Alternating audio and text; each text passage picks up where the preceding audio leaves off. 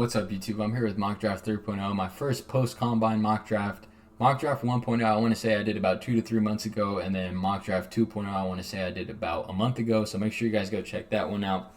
But anyways, I think this draft is going to look this mock draft is going to look a lot different than the last few. We have a few combine risers. I do want to say, however, I'm not the biggest on the combine. I'm not as big as, some people are. I don't expect there to be too many combine risers. There will be a few, but I think the combine is overrated and I think it's outdated. How fast you run in underwear just doesn't really move me that much. I like to joke and call it the underwear Olympics. I do think some stuff matters in the combine. For example, like arm length for an offensive lineman, like measurables like that. I think that truly does matter, and I look at things like that. But like I've seen 4.4 guys in the combine look like 4.7 guys on tape. In pads they don't look as fast. So you really just have to know what you're looking at. Watch a guy, in his underwear run his little 4.3 or something, and then watch him on tape. Does he run at least the 4.4? Then you can really look at it and then analyze. But if he's a 4.3 guy and then he's running like a 4.6, then the combine doesn't matter at all. So that's just the way I look at it.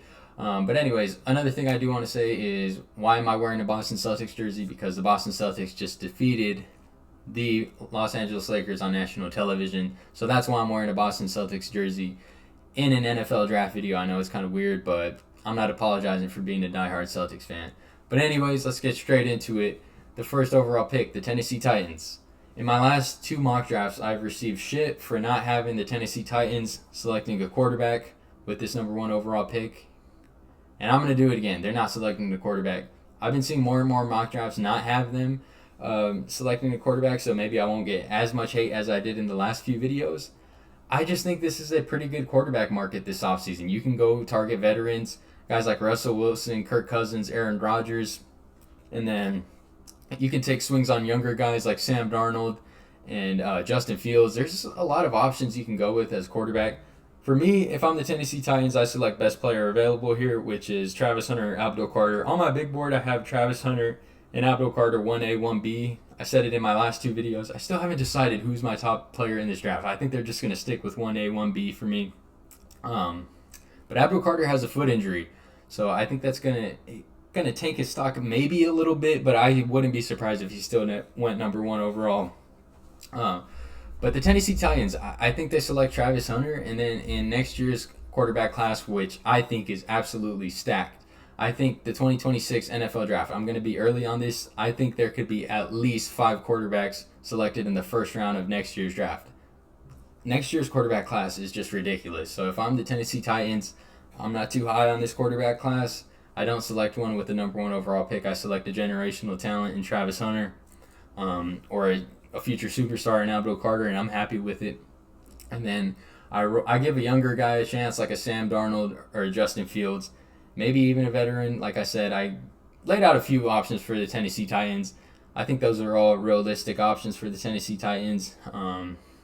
That's what I would do if I'm the Tennessee Titans. So I don't expect the Tennessee Titans to select a quarterback with the number one overall pick. I don't think they're as QB desperate as these two teams right here. The Cleveland Browns, I think if they have a quarterback, they can actually win at least 8 games. I think this is a good roster. Now, Myles Garrett, obviously you requested a trade. Who knows if the Cleveland Browns GM has been hinting at not even, admitting to that request and trading Myles Garrett. So if they do that, even better for them. But I just feel like that's kind of messed up, though. If one of your greatest players in your franchise history wants out because he wants to win and he's done right by you the whole entire time, just, give him what he wants, honestly. I think the Browns should admit his request and trade him. But anyways, could they replace him with Abdul Carter? That's a hell of a replacement for Myles Garrett. But I don't think they are. I think they're one of the most QB desperate teams in the league. So I'm going to have Cam Ward going to the Cleveland Browns with the second overall pick. Like I said, if Cam Ward is just decent in the NFL, then I think it's an amazing pick for the Browns because they're that QB desperate. This is a team that is just... I can't believe how QB desperate these two teams right here are. Cleveland Browns and the New York Giants. I think the New York Giants quarterback right now would be Tommy DeVito. Is that their starter right now? Which is absolutely awful. So I'm going to have Shedeur Sanders going to the New York Giants.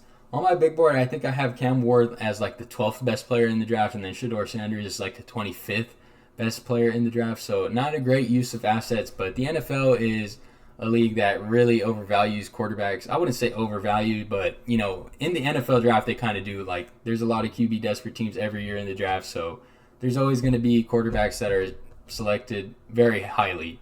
Anthony Richardson, for example, 2 years ago to the Indianapolis Colts with the 4th overall pick was just absolutely awful. But Cam Ward and Shedeur Sanders, I think they'll be fine players in the NFL. I don't think they'll ever be like top 10 quarterbacks in the NFL. I don't think they have that type of potential in the league. But, I mean, as long as they're serviceable quarterbacks, then that's all you really need if you're the Browns and the Giants, because the quarterback situation with these teams is just completely awful. So anyways, Abdul Carter basically falls in the New England Patriots' laps. I know a lot of Patriots fans really want O-line here, and if you have Will Campbell going to the Patriots, then I don't blame you. Their offensive line is terrible. But if Abdul Carter is there at 4, you have to take him. I feel the same way about Travis Hunter. If Travis Hunter or Abdul Carter is there for the Patriots, you have to take them. There's no passing on Abdul Carter or Travis Hunter if you're the New England Patriots. I'm sorry, Patriots fans. I know you guys want offensive line very, very bad. But Abdul Carter is there. You have to take him. I'm sorry. I'm not apologizing to any Patriots fans out there. Abdul Carter is him. Next, Micah Parsons. Anyways, the Jacksonville Jaguars, they kind of made some news, some headlines this past couple of days, getting rid of Evan Ingram and then releasing Christian Kirk as well. Releasing those two players. Actually, they traded Christian Kirk for a 7th-round pick to the Houston Texans, a division rival. But I think they can go. This team just really needs talent. Could you pair T-Mac with Brian Thomas Jr.? Absolutely. Could you select a Mason Graham? Ashton Jeanty probably can't go there. Well, he could, but I don't think he will. Not at 5. They have ETN and what's the dude's name? Tank Bigsby. 2 very solid running backs, so I don't think they go Jeanty here. Will Campbell was a player. Even a Tyler Warren. Now that they got rid of Evan Ingram, I think Tyler Warren, on my big board, I have him actually as the 5th rated player on my big board. So Tyler Warren, this is a little high for a tight end. I'm not going to actually select him. But don't be surprised if Tyler Warren goes 5 to the Jacksonville Jaguars. Like, do not be surprised. But I'm still going to have them selecting who I've been having them select. And Will Johnson. Will Johnson's been sliding on a lot of people's boards, but I think it's just fatigue. And it's fatigue. You're seeing the same fatigue with Will Johnson and T-Mac. I've been seeing too many mock drafts have them falling out of the top 10, and I just don't think that's the case. I think it's a lot of, draft fatigue with T-Mac and Will Johnson. Will Johnson is still a top 5 player in this draft to me, and I don't think he gets past the Jacksonville Jaguars. If he gets past the Jacksonville Jaguars, he's not getting past the New York Jets or the Carolina Panthers. Possibly even the Raiders, but I think the Raiders go offense here. The Raiders just made some headlines. They traded for Geno Smith, found their quarterback. I don't think they go quarterback here because obviously they traded for Geno Smith. The only way I still think the Raiders go quarterback, I've been seeing some people will have them select Jackson Dart still, even though they have Geno Smith with the 6th overall pick, which would just be ridiculous. If they didn't have Geno Smith, then maybe select Dart here. Even then, I would question it. But the only way I still think the Raiders select a quarterback here is if Cam Ward or Shedeur Sanders falls to the 6th overall pick, which I honestly am starting to think is pretty realistic. Like, I wouldn't be surprised if one of these teams goes to Abdul Carter, and then these two teams aren't selecting a quarterback, so it would leave the Raiders with the decision. Do you want to select Cam Ward or Shedeur Sanders? And I don't think they might not pass up on it, honestly. Depends on how they view Cam Ward and Shedeur Sanders, obviously, but Raiders they're in the most interesting spot to me in this draft because they can go a variety of ways. They could go a T-Mac, like I said. They can go a Cam Ward or a Shedeur Sanders. They can go an Ashton Jeanty. There's just a lot of ways they can go, but I think they're going to be the first team to select a running back, and they're going to be the team selecting Ashton Jeanty. Ashton Jeanty goes number 6 to the Las Vegas Raiders. I wouldn't be surprised if this is T-Mac either, but I'm going to go Ashton Jeanty, top 5 player in the draft. To me, on my big board, I want to say he's 3. I think he's 3 after Abdul Carter and Travis Hunter. And then I think I have like Will Johnson and then Tyler Warren or Mason Graham, something like that. I should have it pulled up here. That's my bad for not having that pulled up. But with the 7th overall pick, the New York New York Jets, sorry, could go a variety of ways, but I think they're going to go Mason Graham, pairing Quinnen Williams up with Mason Graham. Nobody wants to face that interior D-line if Mason Graham goes to the New York Jets. I mean, that would be scary. So the Carolina Panthers, I don't think they're going to go offense. A lot of people have them selecting T-Mac here. Do you go offensive line here? I think they just need defensive talent, and the best defensive talent available, Jalen Walker out of Georgia. He didn't participate in the combine, so people have him slipping. But this is an SEC player, a Georgia player on defense. I'm a big Georgia guy when it comes to, defense on the defensive side of the ball. I think Georgia players are always, amazing. And Jalen Walker is just a complete game wrecker. I think if he participated in the combine, that actually would have benefited him more, maybe possibly even going in the top 5. So just be lucky that he didn't participate in the combine if you're a Carolina Panthers fan. And if you're a Carolina Panthers fan, just know you got extremely lucky to select Jalen Walker if he falls to 8. Jalen Walker is going to be an absolute stud here.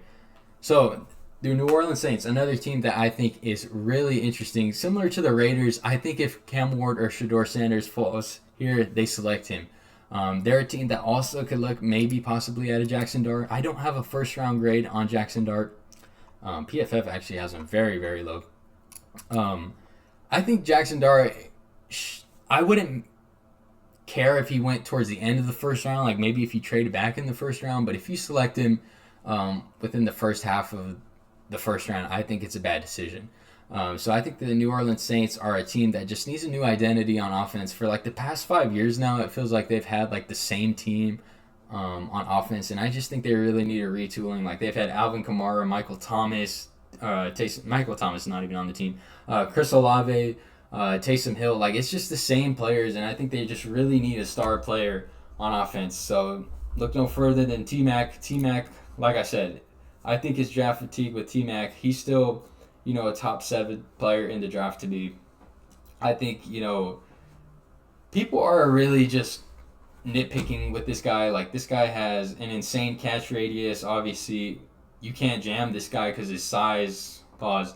But T-Mac, I think he's going to be a star in the NFL. People are really just finding any way to nitpick this guy, and I don't stand with that. Noah Fafita was his quarterback, but outside of him and Noah Fafita, this team really wasn't very good. Like he played on a terrible team, so I think if he was on a better team, he would be no question a top 5 pick. And people would not be questioning him even going out of the top 10, which I think is ridiculous. But anyways, the Chicago Bears, they made a move for Joe Thuney to play guard. Will Campbell's likely going to play guard here, but I think this is a team that doesn't pass up on Will Campbell here. I think Will Campbell, they could surefire their offensive lineman depth here. I know they just traded for Joe Thuney, but it doesn't matter. I still think Will Campbell going to the Chicago Bears makes a ton of sense. Protect Caleb Williams, your quarterback of the future. I expect Caleb Williams to be a top 10 quarterback next year. I really, really love what the Bears are doing this offseason. And if you select a guy like Will Campbell with the 10th overall pick, I think you're in a very, very good position, especially offensively. But if I was selecting defense, I would probably go Mykel Williams. So Mykel Williams is going to the 49ers. I think this swaps. If Mykel Williams goes to the 10th overall pick, or to the Chicago Bears with the 10th overall pick, then I think Will Campbell goes to the 49ers. So basically, these could be interchangeable. Like I think these teams kind of need like the same thing almost. So I'm going to have Mykel Williams going to the 49ers. I think it's a home run pick. Like I said, another Georgia defender. I'm a huge Georgia guy. Mykel Williams, another guy who did not participate in the combine, and I think it would have benefited him actually if he participated. But anyways, the Dallas Cowboys kind of missed out on Ashton Jeanty. They really, really do need a running back, though. I think this is too high for Marion Hampton, though. Ashton Jeanty is the only running back that I think should go within the first half of the first round. Marion Hampton possibly goes in the first round, maybe towards the end of the first round, but I don't think he goes in the first half of the first round. So the Dallas Cowboys, I think they can go a variety of ways here, but I don't think it's running back. I think they're going to go receiver. I think you can go, you know, pair another guy up with CeeDee Lamb. I think you really need another outside weapon. Matthew Golden is a guy who has rose up draft boards like crazy after this combine. I really like Emeka Egbuka. I wasn't too high on Emeka Egbuka before this year, but he kind of moved me, honestly, with Ohio State. I think he's a good character guy. Luther Burden. I'm not as high on Luther Burden as other people are. I think he disappeared in conference play when it came to the SEC. Like I said, in big games, he just got taken out of the game. I think he'd have like 2 catches for like 30 yards. He had that in a couple of good games. Like, he would go off against teams like Bowling Green. Like, that just does not move me. I think this guy, the fact that he can be shut out of games like that is just a huge red flag for me. But this wide receiver class is not that good, honestly. It's not that good. So I think that's the only reason why he's going to go this high. But honestly, I think he has some bust potential. I really, really do have Luther Burden. Like, I think he has some bust potential. I was high on him towards, the beginning of the season, and a lot of people say it has to do with Brady Cook being his quarterback. Brady Cook, not the greatest quarterback out there. But, man, Luther Burden, I really hope I'm wrong, because I was really, really high on him, and then towards the middle of the season and then towards the end, I kind of just fell off with him. Like, he's super inconsistent. Hopefully he proves me wrong in the NFL. I think he's a talented player for sure. And if you pair him with CeeDee Lamb, and Dak Prescott's a hell of a quarterback as well. I'm going to have the Dallas Cowboys selecting Luther Burden here, but I don't know, man. I'm not that high on him. I'm high on his, talent, but the production worries me. The production really does worry me, especially in, like I said, in those bigger games. It really, really does worry me. But anyways, I have the Miami Dolphins. I think this is for sure an offensive lineman pick here. Armand Membu is a guy who is really, really rising up draft boards, especially through the combine. Had like a crazy jump, I want to say. I didn't watch the combine. I just want to throw that out there. I did see some stuff on it, so I'm familiar. I did do my research on the combine, but I didn't watch it. Like I said, I'm not a big combine guy, so. I didn't watch it, but I did see, the results of it. And I want to say Armand Membu is why he's, rated so high. He wasn't anywhere near here when it came to PFF's rankings. But he's really risen up draft boards. And I watched some of the tape. I really liked what I saw. This guy's pretty fucking athletic. I think he's going to be good. I think he's one of the best tackles in the draft. But I'm actually going to have them selecting Kelvin Banks. I still think Kelvin Banks is the second best offensive lineman in this class. I'm not changing because of a combine. When I watch the tape, I think Kelvin Banks, he could be another guy like Will Campbell. Will Campbell, for sure, to me, is moving to guard in the NFL. Kelvin Banks has some potential to maybe play tackle in the NFL. That's why I still have him pretty high. But if he's going to play guard in the NFL, then I think that drops his stock just a little bit. But I still do think he has more potential to play tackle in the NFL than Will Campbell, and that's for sure. But anyways, the Indianapolis Colts, for me, it's still Tyler Warren. This just makes too much sense. Tyler Warren, it kind of reminds me of Brock Bowers. Brock Bowers was a top 5 talent in last year's draft, and the Raiders got him with like the 13th pick. Pretty similar to the Colts. Just because of positional value, he's not probably going to go in the top 5 or 10 like he should, like Bowers should have. Just because teams don't really take tight ends in the top 10. So Tyler Warren is pretty similar to Brock Bowers like last year, but to get a top 5 talent with the 14th overall pick, just look at the Raiders. Brock Bowers is a future Hall of Famer. I was even saying that before he even played it down in the NFL. I said it last draft season. Brock Bowers is a future Hall of Famer. I still believe that to this day. Should have won Offensive Rookie of the Year, honestly. But Jaden Daniels was just amazing. But Tyler Warren, very similar to Brock Bowers. I'm not comparing them as prospects. I'm comparing them, as far as how the draft goes and their talents when it comes to the draft. But Tyler Warren at 14, I think, is an absolute steal. And if you're the Colts, I think you should be ecstatic to get a guy like Tyler Warren with the 14th pick. But your quarterback still sucks. Anyways, with the 15th overall pick, I think the Atlanta Falcons can go a variety of ways. A Jahdae Barron here wouldn't be bad. Jahad Campbell. James Pierce Jr. has some character concerns. Here's what I'll say about character and concerns. When it comes to, motor on the field and like things like that, like moping on the field, I don't care about that too much because that stuff can be fixed. What I care about when it comes to character is when you're doing criminal activity, when you're drinking and driving, when you're doing stuff like that, getting felonies or just doing stupid shit off the field. That's when I care about your character concerns. But when it comes to things like motor and things like that, those stuff can be fixed. So James Pierce Jr. was the favorite to go number 1 overall pick before this college football season started. I still think he's a very talented player. He had a hell of a combine, but I'm not going to have him selected here yet just because Jahad Campbell is here. But James Pierce Jr. is a guy who I don't think will fall out of the first round. I have seen some people have him going out of the first round. I don't agree with that. But I'm going to go Jahad Campbell here to the Atlanta Falcons. They need some defensive talent for sure. They passed on Dallas Turner to select Michael Penix last year. I thought that possibly was a mistake, but Michael Penix doesn't look too bad right now, so I won't judge it too much. My Arizona Cardinals, I think we need offensive linemen here. Armand Membu is a guy who a lot of people are high on. But this guy didn't have a good combine. But I still think he's a hell of a player, and that is Tyler Booker. If you can't see, I'm kind of a big SEC guy. SEC guys just really translate to the NFL more, in my opinion. I'm not an SEC homer, I won't say that. But I do love me some SEC players, and I don't know why. I just really do think they translate more to the NFL. And Tyler Booker, I like Tyler Booker. Just because he had a bad combine, I watched the tape. I really like what I see from Tyler Booker, and my Arizona Cardinals need some offensive lineman help. Armand Membu wouldn't be bad as well, but he's a combine riser. Tyler Booker is doing the opposite. One guy's going up, one guy's going down, and I'm taking the guy going down for some reason. I just trust Tyler Booker more, I'm going to be honest. I know both of these guys are SEC, but still, I'm taking Tyler Booker over Armand Membu here.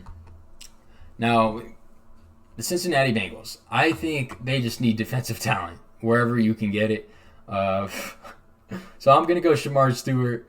I think, there's a lot of good defensive talent here. Like I said, James Pierce Jr. has probably the most potential out of them.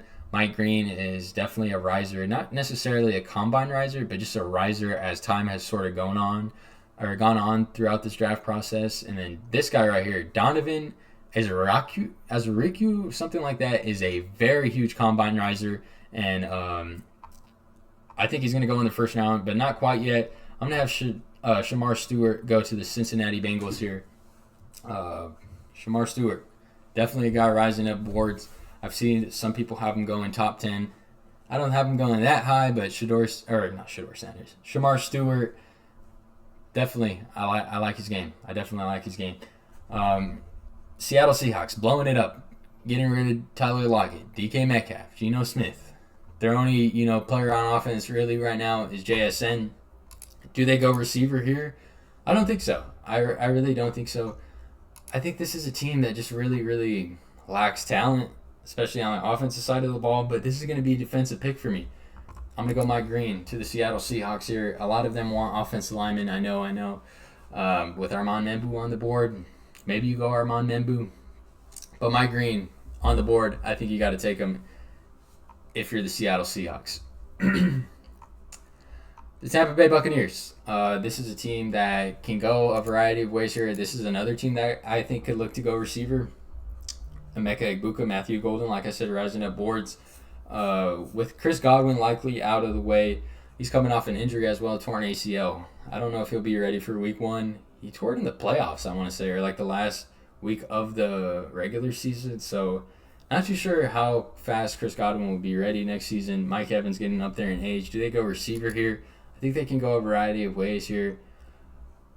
But I think they're going to go with James Pierce Jr. here. I still think James Pierce Jr. from a talent perspective, I know teams really, really do care about the character concerns, but just to me, I don't know. When it comes to motor, like I said, similar to Walter Nolan, as long as the character concerns aren't like criminal behavior, then I'm fine with it, honestly. Because like I said, a good coach will bring the motor out of you and will make you a confident player, whatever the hell it is that, they're lacking. So James Pierce Jr. to the Tampa Bay Buccaneers makes a ton of sense to me. Now, the Denver Broncos, are they a team that can select? Colston Loveland to me is a top 10 talent in this draft. They really, really need a tight end. But I think the Denver Broncos are actually going to get Evan Ingram. I expect them to get Evan Ingram in free agency. So I'm actually going to have them selecting a wide receiver. They need all the help they can get for Bo Nix because he has no help last season. I'm going to have them selecting Emeka Egbuka. I still don't think Matthew Golden is wide receiver 3 quite yet. I know he had an amazing combine, but Emeka Egbuka, I really like his character. I don't think he's, going to ever be the alpha male when it comes to the wide receiver room. But I really just think he's that perfect complementary piece. Maybe Denver Broncos go out and get DK Metcalf, and then Emeka Egbuka's alongside DK Metcalf. I think that would be perfect. But Emeka Egbuka, I think, is going to be a hell of a pro. I still like Emeka Egbuka over Matthew Golden. Alec Ayamonor, I fell off with him. I think in my last mock draft, I had him going with the last pick in the first round to the Chiefs or something, or the Bills. But he has drop issues.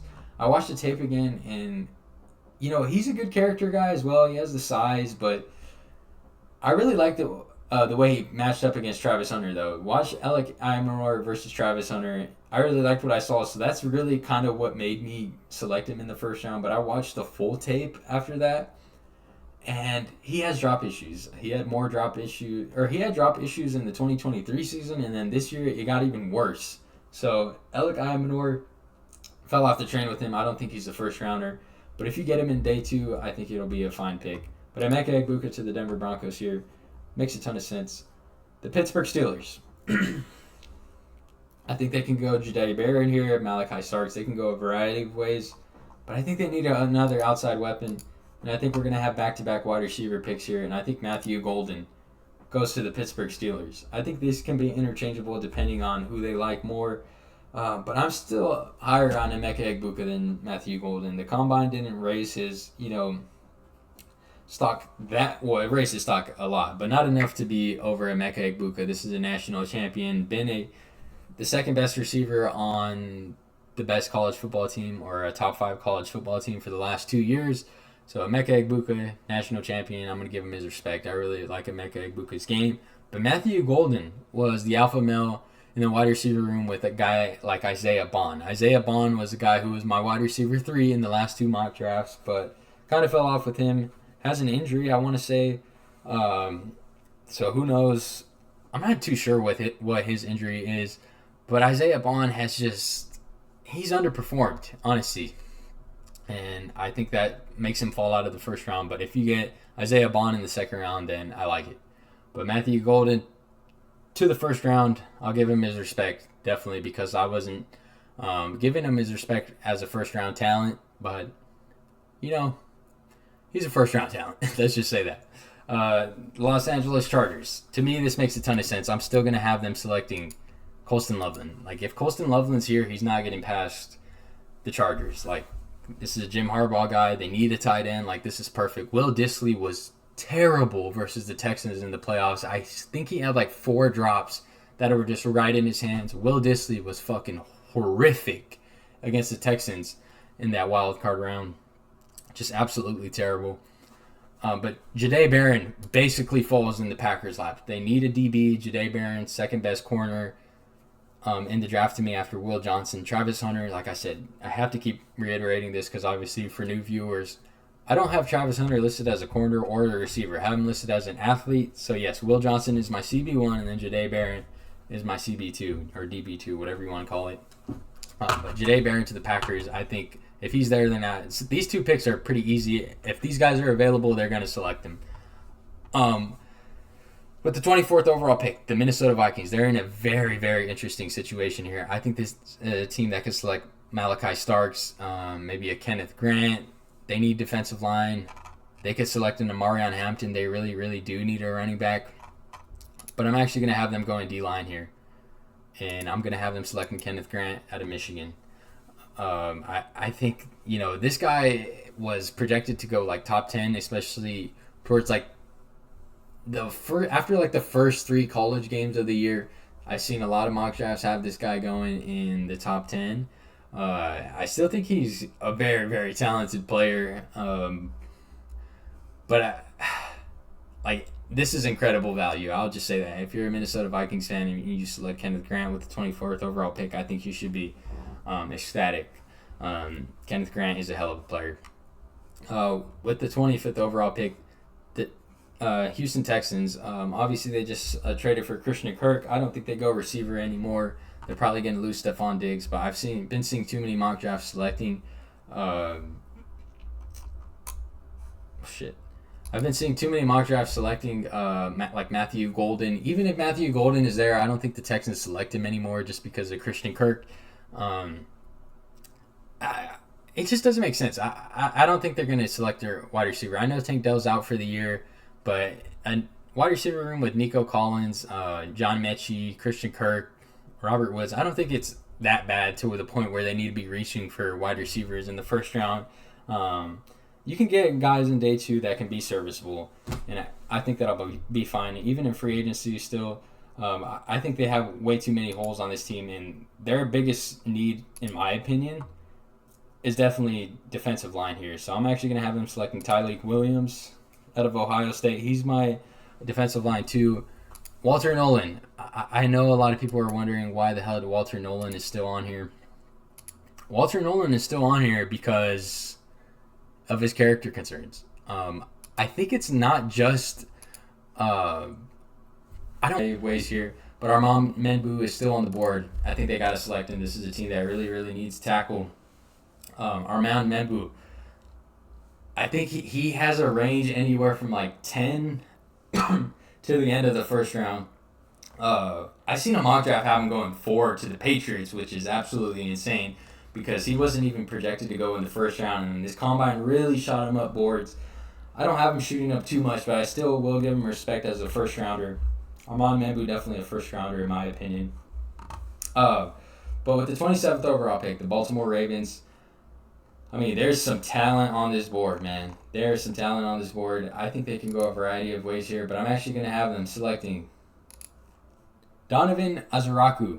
I think I'm saying his name right, but this guy is another guy who is shooting up boards. I've seen Brett Coleman talking about him. I watched his tape, and I really, really liked what I saw. I wouldn't be surprised if he goes in the top 20, maybe even where I had James Pierce Jr. going just because of the character concerns. This guy is shooting up boards. I really liked what I saw. I didn't watch too much Boston College, so that's why I had to go back and watch the tape. I'll be honest. I didn't watch any Boston. I want to say I watched one, actually. They played like a shootout game. I don't remember who it was against, but I want to say I watched it, but I didn't really watch, obviously, because I didn't hear about this guy. But, I mean, he's shooting up boards. So I went back and watched the tape, and I liked what I saw from Donovan Azaraku. So Donovan Azaraku to the Baltimore Ravens. I think this will be a home run hit for sure. The Detroit Lions, the Detroit Bulls, they seem to always select the best player available, and that is absolutely Malachi Starks. To get him the 28th overall pick, I think in my first mock draft I had Malachi Starks going with like the 10th or like 12th overall pick to the Miami Dolphins. So to get this guy at the end of the first round, I think he's just going to slip just because of positional value. Another safety that's really shooting up boards here is Nick Imanwari here. But just because of the positional value, I think there's only going to be one safety selected in the first round, and I think this guy will be very early in the first round, probably the first pick taken in the first round, or second round, sorry. And Xavier Watts, another guy I like a lot. Sebastian Castro as well. But, I mean, just because of positional value, I think he does slip, definitely. But Malachi Starks, his ball skills are on par with Travis Hunter. And I'm saying that, and I think the world of Travis Hunter and his ball skills. Like, I think he has generational ball skills. But Malachi Starks is just as good. Like, Malachi Starks' ball skills are up there with guys like Travis Hunter. I'll say that about him. But Josh Simmons basically falls in to the Washington Commanders' laps here. They could go maybe like a Josh Connerly. Greg Zabel's really shooting up boards as well. Sorry. Where's tackle at? Greg Zabel, Josh Connerly. Ariante Irsay was a guy who's kind of, falling down a little bit. Same with Cam Williams, Donovan Jackson. Jonas Aviani here. There's a lot of good tackles in this draft, especially towards the back half of the first round. You just really have to. It's just really preference. But Josh Simmons, I want to say he has an injury. Let's see. I think I'm right. Yep, ACL. He tore his ACL. Yep, I knew it. So that's the reason why I don't think he's going to. I think he could be as high as where Kelvin Banks went if he didn't have the injury. But Josh Simmons, don't be surprised if Josh Simmons falls out of the first round. I'm just going to be honest. I know people really, really like Zabel, so don't be surprised if Zabel goes here. Josh Connerly. Don't be surprised if these two guys go above Josh Simmons just because of the injury. But I'm still going to believe in Josh Simmons. My first draft, I think I had him going to the Seahawks at 18. But Washington Commanders, I think this is a good value for Josh Simmons because talent-wise, I think he's absolutely up there with like Kelvin Banks. Josh Simmons definitely. The Buffalo Bills, where do they go here? I think they go defensive line here. Can you guys guess? Can you guys guess who I go with defensive line here? Yes, I'm going Walter Nolan. Walter Nolan, talent-wise, I think he's a top 20 pick in this draft. But like I said, character concerns, I think it's going to drop him. I know I sound like a hypocrite because I don't have James Pierce Jr. falling out. But, don't be surprised if both of these guys fall towards the back half of the first round, possibly even the second round. But for me, talent-wise, I still think they're first-round picks, and teams aren't going to pass on them, especially the Philadelphia Eagles. Walter Nolan will not get past them. But the Kansas City Chiefs, they just lost Greg Tooney. Do they go offensive line here? I think they can go a variety of ways here. Maybe defense. Amarion Hampton, does he get selected in the first round? I'm starting to think so, but I'm not going to have him going to the Chiefs here. The Chiefs, I think they're going to go Savon Revel here. Savon Revel is another guy who's coming off an ACL injury here. So I think definitely going to hurt his stock. Yeah, ACL in the third game of the season. But talent-wise, I think this guy was going to be a top 20 pick if he didn't have that ACL injury. But Savon Revel, I think the Chiefs always sort of take these guys, the best players available. Same with all these teams, sort of like the Lions, the Bills, the Chiefs. Not really the Bills, actually. Savon Revel, the Chiefs, the Eagles, like they're always selecting best player available here. So that leaves the Philadelphia Eagles. I think Milton Davis, right? The defensive tackle who's a free agent from the Eagles. Someone fact check me on that in the comments. I want to say that's his name. Selected Jordan Davis a couple years ago, but Jalen Carter. I expect Milton Davis. I think I'm saying his name right. I want to say I'm saying his name right. I think they need a replacement for him because I do think he's leaving. So Derek Harmon, I think, is the pick here. And that shapes out my first round of the 2025 NFL Draft. Let me know what you guys think down below. I don't know how to get this pop-up off my screen for some reason. Oh, there we go. Here's my completed first round. Let me know what you guys think down below. There's my mock draft 3.0. I'll catch you guys in the next one. Peace.